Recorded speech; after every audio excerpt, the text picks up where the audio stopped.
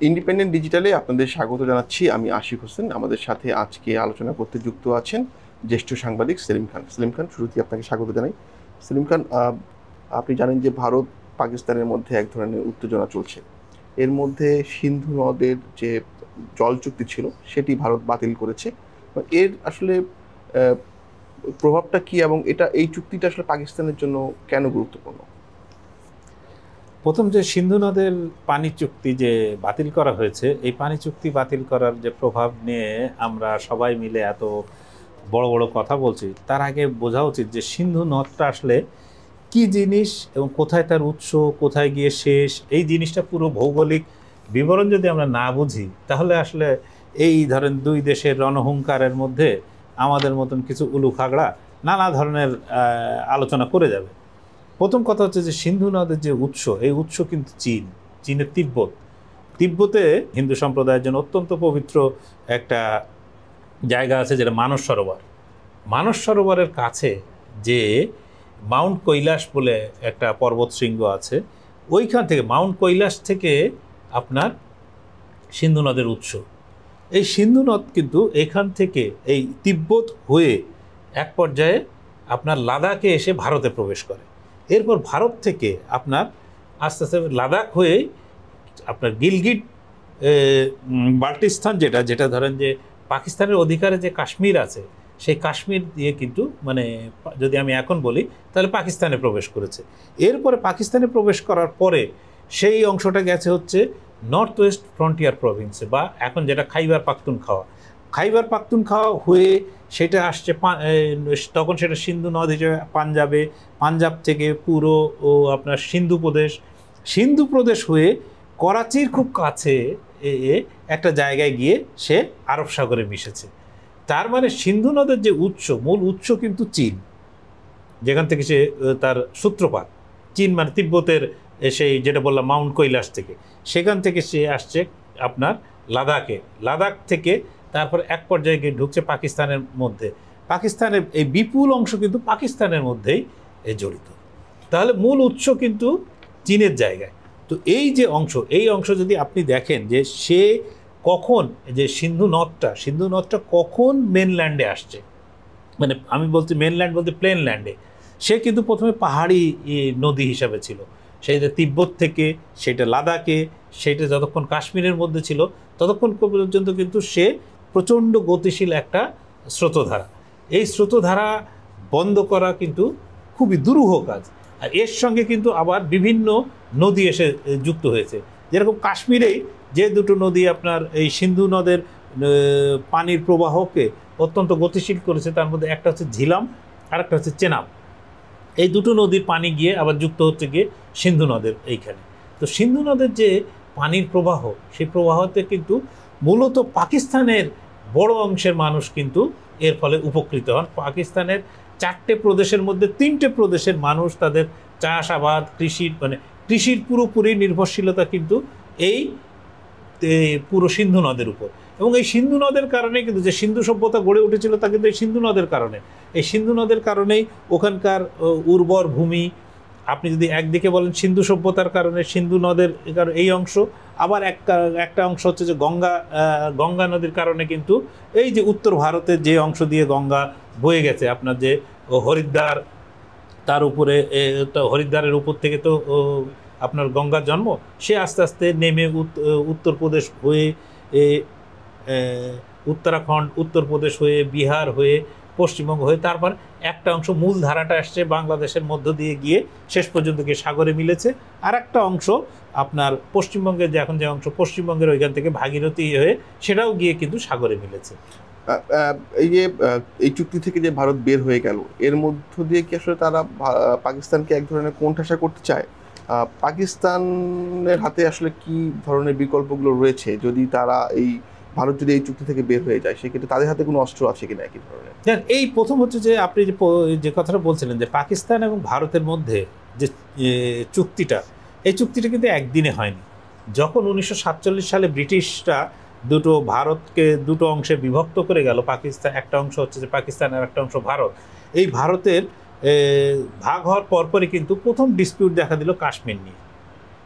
কাশ্মীরের দখলদারিত্ব কার কাছে থাকবে, ঠিক আছে, এটা নিয়ে।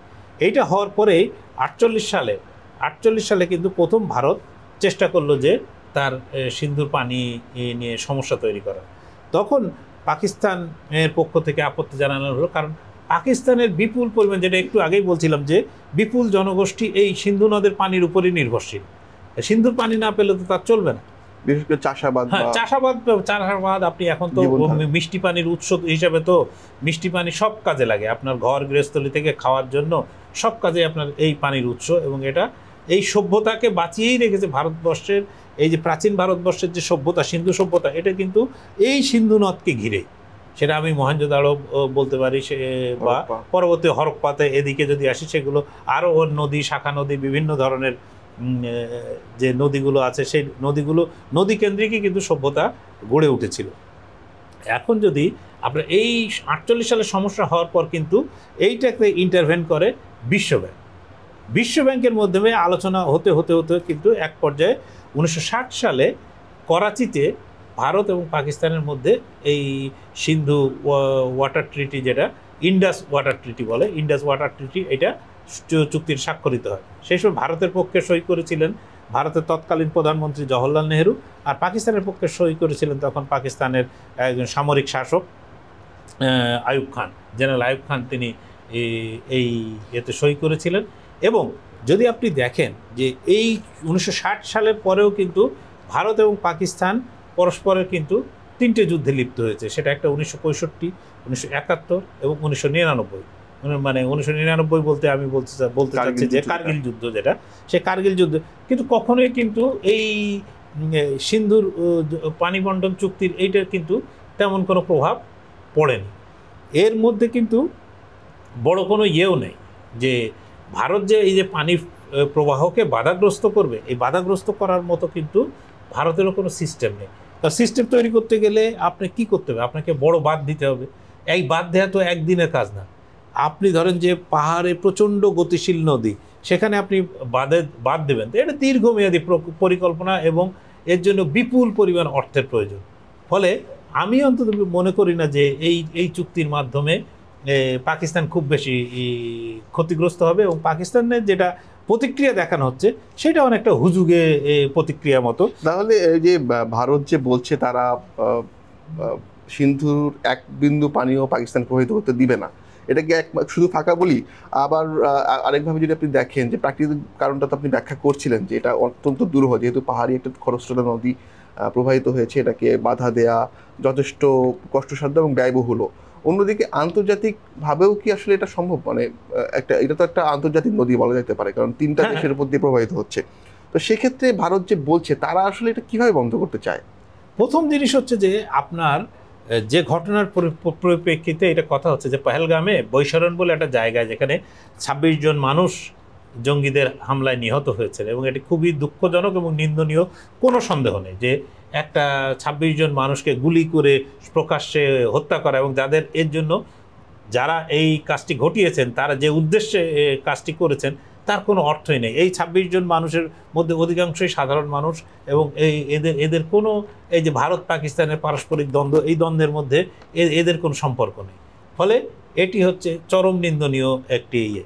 এখন এই নিন্দনীয় ঘটনাকে দুই দেশই ক্যাপিটালাইজ করার চেষ্টা করছে, পুঁজি করার চেষ্টা করছে। আপনি যেটা বলছেন যে ফাঁকা বলি, এখন ধরেন যে বিষয়টা আমরা দেখি যে নেতাদের বা বিভিন্ন রাজনৈতিক নেতাদের কথাই বলি, তারা মানুষ খেপানোর জন্য বিভিন্ন সময় বিভিন্ন ফাঁকা বুলি আওড়ান বা মেঠো বক্তৃতা দেন, যাতে লোকের ভেতরের যে উগ্রতা বা ক্ষোভ বা প্রচণ্ড ধরনের সেইটাকে কিছুটা প্রশমিত করা যায়, যেটা মনে হয় যে তাদের মতো করে কথা বলছে। যেমন একদিকে ভারতের নেতারা বলছেন যে আমরা এক বিন্দু পানি দেবো না, আমরা দেখে নেব, পাকিস্তান এখন জব্দ, এটা একটা কথা বলছেন, যে এর কোনো বাস্তব ভিত্তি নেই। আবার পাকিস্তানে কি বলছেন, পাকিস্তানের সেনাপ্রধান বলছেন যে তিনি ওখানে কোনো হলে পানির প্রবাহে বাধা দেওয়া হলে সেই ড্যাম তারা মেরে গুড়িয়ে দেবেন। এটাও একটা ওই রকম একটা পদে থেকে এই ধরনের অবিবেচনা প্রসূত কথা বলাটাও একটা বোকামি। দ্বিতীয়ত, আপনি যদি বিলওয়াল ভুট্টোর, যিনি দুদিন আগেও আপনার পররাষ্ট্রমন্ত্রী ছিলেন পাকিস্তানের, যে এই বিলওয়াল ভুট্টো যদি তার মতন লোক যিনি পিপিপির মতো একটা বড় দলের হাল ধরতে চলেছেন, তিনি যদি বলেন যে হয় সিন্ধু দিয়ে পানি প্রবাহ হবে, নালে ভারতীয়দের রক্ত প্রবাহিত হবে, এইগুলো নিয়ে মাঠ গরম করা যায়, এইগুলোর আসলে কোনো যৌক্তিকতা নেই। এই কথাগুলো বলে এই দেশে, এই উপমহাদেশের বিভিন্ন মানুষের মধ্যে ঘৃণা ছড়ানো ছাড়া আর কোনো উদ্দেশ্য এর মধ্যে আছে বলে অন্তত আমি বিশ্বাস করি না। আপনি বলছিলেন যে পাকিস্তানের সেনাপ্রধানের কথা, বিলাল ভুট্টোর কথা, তারা একটা তীব্র প্রতিক্রিয়া জানিয়েছেন। এই যে তারপরে আমরা দেখলাম যে সিমলা চুক্তি নিয়ে অনেক রকম কথাবার্তা হয়েছে, সিমলা চুক্তি বাতিলের একটা হুমকি দেওয়া হয়েছে। তো সেক্ষেত্রে ভারতের উপর আসলে সিমলা চুক্তির কোনো প্রভাব আছে কিনা, বা এটা যদি বাতিল হয়ে যায় সেক্ষেত্রে কোনো ধরনের প্রভাব পড়বে কিনা?